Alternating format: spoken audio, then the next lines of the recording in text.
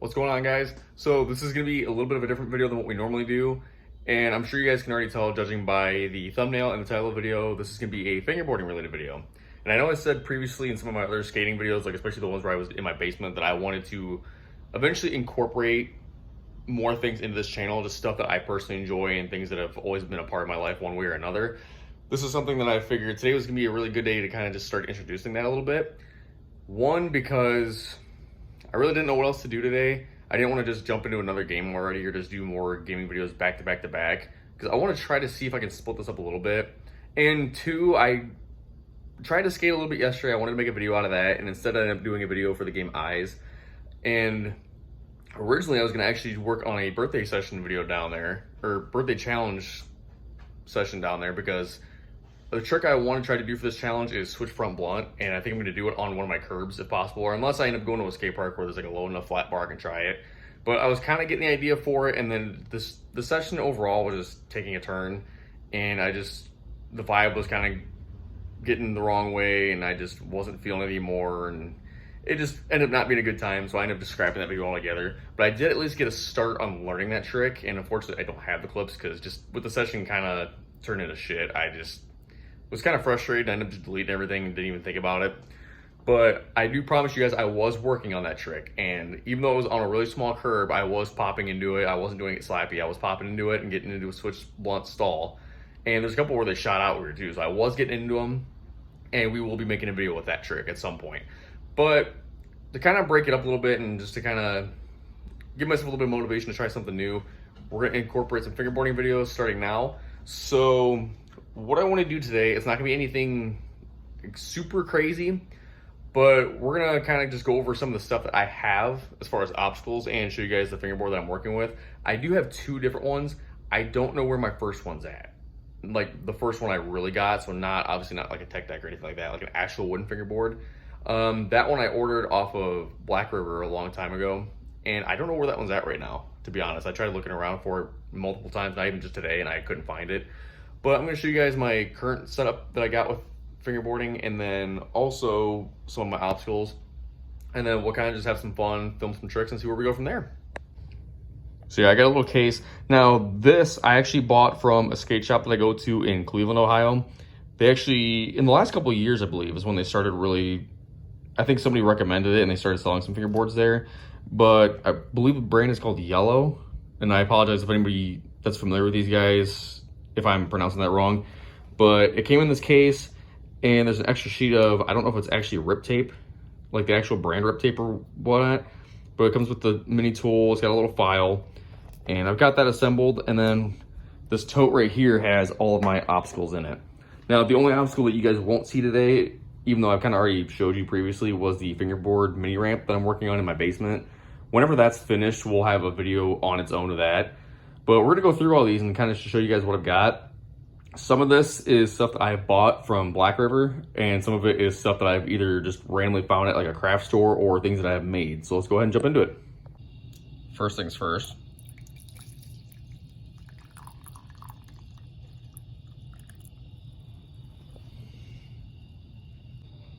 And before anybody judges, yeah, I can't use straight black coffee.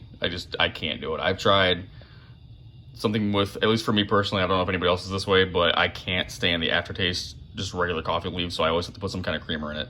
I don't do sugar or anything, I just put creamer in it and mix it. All right, so we're gonna start off the obstacles with everything that I have that I ordered from Black River. And we're gonna kind of go, I was gonna say in order from when I bought them, but I only know what I bought first. I think I bought the other two things at the same time, actually. But the first thing I originally got was this ledge that's got like the little foliage in the back and this extra little ledge back here, which I'm not sure like if it's meant to just do like nose bonks on it. I mean, because it's smooth enough on the top that you can still do like grinds and slides on it and stuff like that too. And obviously it's got the angle here. The cool thing is though, the little like the fake foliage does come out, so you can always leave that out, or you can just leave it in there like I usually do. But it's not a super tall ledge either. Like, let me set my fingerboard that I have next to it now so you guys can kind of see, for anybody that is into this stuff. So you can see it's not a super high ledge. And actually what I'll do is, I can bump it. But yeah, even with it on its side, like it's like the height of it's almost like the width of one of my fingerboards, which I'm not good on measurements with these, so don't judge me or talk shit. But yeah, that's the ledge. And then I'm pretty sure I bought the quarter and the flat bar at the same time. But this is just a round flat bar. I don't remember if they said this was like a mid-size or what, as far as the height goes. But it's just a straight flat bar, round bar. And I have actually thrown real skate wax on this thing because at one point it seemed like somehow it got a little sticky, so I just waxed it to see what it would do. But it does come with pads on the bottom, so that way whatever surface you have it on, it's not just gonna move. I mean, it's still like if you put enough weight on it, it's gonna slide obviously, but this is a really fun rail and I've done a lot of tricks with this thing. And we're gonna do some more tricks with that in a little bit, obviously. But then the last Black River obstacle that I have is this quarter. And as you can see, compared to the size of the fingerboard, it's a decent sized quarter. But the transition's pretty mellow too. It doesn't go to vert or anything like that. And I just have all these stickers. A lot of these obstacles I've thrown some stickers on them just because I've had these for so long, and just any stickers that I've gotten from when I ordered like a Thrasher magazine or anything like that, I just threw the stickers on something just to do it. But yeah, this is all of the obstacles that I have from Black River. And now we're gonna move over to things that I've either just randomly found or that I've actually made. All right, so now that we've done the Black River ramps, the next obstacle I'm gonna show you guys is one of my favorites that I've made, and one that I've used a lot, and it's also the biggest one that I have so far, is this big ledge, like I don't know if you wanna call it a stage, but it's basically a big platform that you can use as a manual pad or ledge with a 3-stair off the one side. And originally I had like a flat bar that was to the back of this, so you could like pop over, or it was just a higher flat bar to hit, but that didn't stay on there very well. But it is still a cool obstacle on its own. And I can't remember if it was something, I think it was something for like a promotional thing that stores use, like for Monster. I cut pieces of that out to put between these blocks just to kind of be like a sound barrier, which it actually does work pretty well. Because I noticed when I originally made this, it was just hollow underneath and it was just really loud when I would use it. So that definitely dulls the sound down. But yeah, this is a really fun obstacle too. And I know I'm not really good with the measurements on this stuff, but I mean, you can kind of see compared to the fingerboard, I mean, it's a decent height, but it's a really fun obstacle overall. And this is one of my favorite things, not only that I've made so far, but one of my favorite things to use because it's so versatile in what I can do with it. Next up, we got this A-frame, and I'll just go ahead and leave the finger. I'm just gonna start leaving the fingerboard next to the stuff so you guys can kind of see in relation to how big it is. So this is just a little A-frame that I made, and all that stuff that you guys are seeing is actually Gorilla Glue. And you can kind of see I've done it on that too. That's just what I've been using to keep everything secure because I didn't really know if I wanted to put screws in the stuff and not knowing how it was gonna be. But yeah, this is the A-frame that I made, and these are just really thin sheets of wood that you can kind of get like from a craft store, like the really thin stuff. But yeah, it's just blocks stacked on top of each other in like a shape that's enough to keep it supported. And you can see there's not really anything underneath here, but I mean, the space itself isn't that big, so you don't have to worry about it, as long as you're not like punching this thing, obviously. But it's really mellow, and it's a really fun A-frame to use. I haven't really used it lately though, but we're definitely gonna get some tricks on this. All right, and these are gonna be the last two obstacles as far as things that I have personally made. And I'm just gonna show two obstacles at the same time because it's basically the same thing. But it's two different ledges, and these are actual tiles. With this one, just having some blocks underneath for the support, because this is a pretty thick tile, so it's not gonna flex or anything like that. And same with this, like these are decent tiles. Now the tiles I had actually gotten, now I'm not gonna specifically say where, just in case for the very off chance somebody that I ever worked with happens to see this, which I doubt it. But basically to sum it up, I used to work for a temp service for construction, and there was a bunch of tile that was just like left over that I assumed they were just gonna get rid of. So I just took a few specifically for this purpose.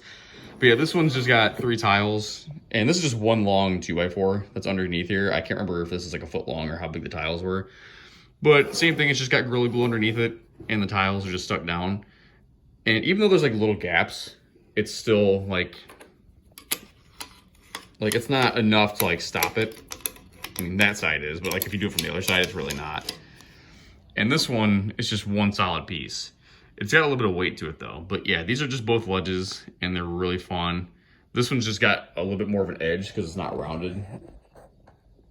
So I mean, this one's definitely got like a more straight edge where like the tiles on this one are a little rounded. As you can probably see if I do this. So you can see, I mean, they're a little sharp, but they're not, it's not as bad as like this one is. All right, so now we're gonna move on to things that I've just bought at regular, just like random stores or craft stores, things like that. Now, all this stuff is just like serving tray kind of stuff or things you just set out. But the transitions inside are what kind of drew me to them, especially with the marbled look. And I just kind of bought this as like a cool little bowl. Now, it's not huge by any means. So like if I set the fingerboard in the middle, you can kind of see like there's not much of a flat bottom to it. And same with this one. This one doesn't really have transition. This is more of like, if I turn it this way, you can probably see it. But it's basically just like banks. But you can see like in the backside, it like rounds. And then this thing, I guess you can flip it over either way because it's basically like, I guess the one thing I can compare this to is like a fountain where you can skate the outside, you can hop into it. But then you can also do the same thing if you flip this thing over. So if I do that, so you can kind of do the same thing. You can skate the other side of it. And the cool thing is the sides of this one, it's really steep though, but you can technically do like slappies into this.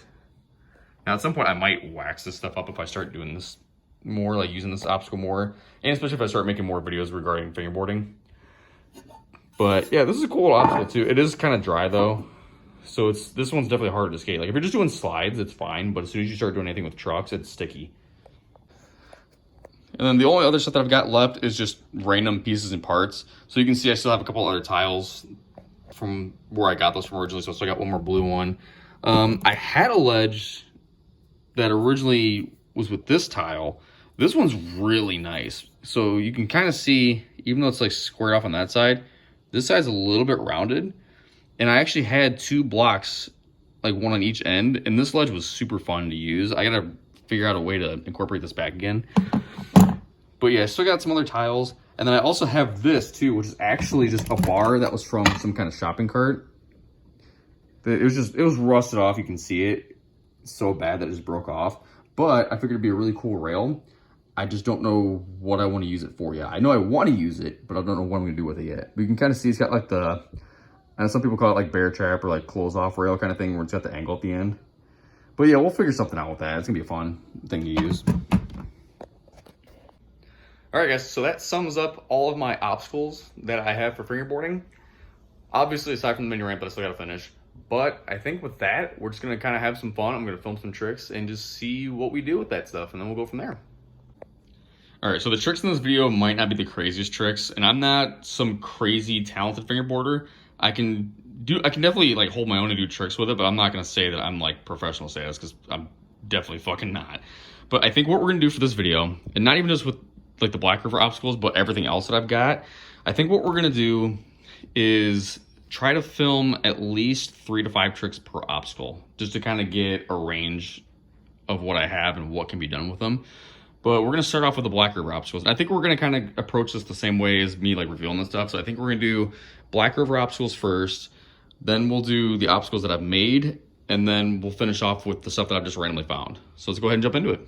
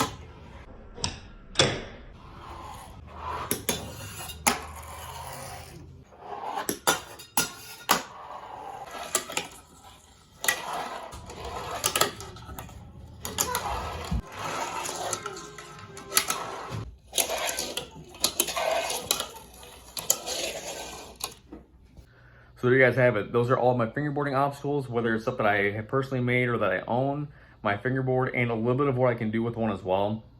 Now, some of those clips were a little bit hard at first because I don't use my fingerboard as much anymore, so the muscle memory with my fingers and hands aren't quite the same. But I had a lot of fun regardless. And if you guys like this video and want to see me do more with fingerboarding, like, subscribe, and leave a comment down below. And let me know what you guys want to see as well, because we can do some other stuff other than just like a typical session as well. We can do just where I just get clips in general.